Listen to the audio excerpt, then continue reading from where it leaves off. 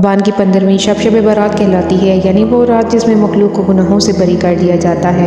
تقریباً 10 صحابہ کرام سے اس رات کے متعلق احادیث منقول ہیں۔ حضرت عائشہ رضی اللہ تعالیٰ عنہا فرماتی ہیں کہ شعبان کی 15ویں شب کو میں نے نبی کریم صلی اللہ علیہ وسلم کو اپنی آرام گاہ پر موجود نہ پایا تو تلاش میں نکلی، دیکھا کہ آپ جنت البقیع کے قبرستان میں ہیں۔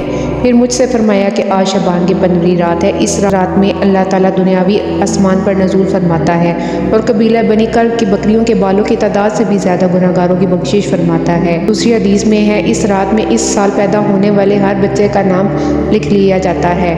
اس رات میں اس سال مرنے والے ہر آدمی کا نام لکھ دیا جاتا ہے۔ اس رات میں تمہارے اعمال اٹھائے جاتے ہیں اور تمہارا رزق اتارا جاتا ہے۔ اسی طرح ایک روایت میں ہے کہ اس رات میں تمام مخلوق کی مغفرت کر دی جاتی ہے سوائے 7 اشخاص کے، وہ یہ ہیں: مشرک، والدین کا نافرمان، کینہ پرور، شرابی، قاتل، شلوار کو ٹخنوں سے نیچے لٹکانے والا اور چغل خور۔ ان 7 افراد کی اس عظیم رات میں بھی مغفرت نہیں ہوتی جب تک کہ یہ اپنے جرائم سے توبہ نہ کر لیں۔ حضرت علی رضی اللہ تعالیٰ عنہ سے روایت میں منقول ہے، اس رات میں عبادت کیا کرو اور دن میں روزہ رکھا کرو۔ اس رات سورج غروب ہوتے ہی اللہ تعالیٰ اپنے بندوں کی طرف متوجہ ہوتے ہیں اور اعلان ہوتا ہے: کون ہے جو گناہوں کی بخشش کروائے؟ کون ہے جو رزق میں وسعت طلب کرے؟ کون ہے مصیبت زدہ جو مصیبت سے چھٹکارا حاصل کرنا چاہتا ہو؟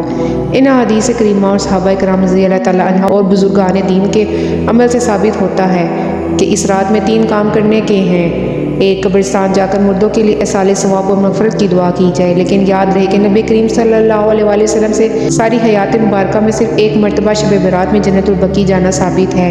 اس لیے اگر کوئی شخص زندگی میں 1 مرتبہ بھی اتباع سنت کی نیت سے چلا جائے تو اجر و ثواب کا باعث ہے، لیکن پھول پتیاں، چادر چڑھاوے اور چراغاں کا اہتمام کرنا اور ہر سال جانے کو لازم سمجھنا، اس کو شب برات کے ارکان میں داخل کرنا، یہ ٹھیک نہیں ہے۔ جو چیز نبی کریم صلی اللہ علیہ وسلم سے جس درجے میں ثابت ہے، اس کو اسی درجہ میں رکھنا چاہیے۔ اس کا نام اتباع اور دین ہے۔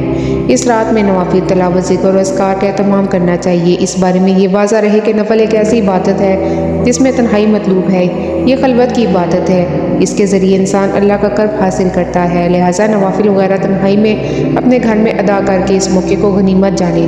نوافل کی جماعت اور مخصوص طریقہ اپنانا درست نہیں۔ یہ فضیلت والی راتیں میلے اجتماع منعقد کرنے کی راتیں نہیں ہیں، بلکہ گوشہ تنہائی میں بیٹھ کر اللہ سے تعلقات استوار کرنے کے قیمتی لمحات ہیں، ان کو ضائع ہونے سے بچائیں۔ دن میں روزہ رکھنا بھی مستحب ہے۔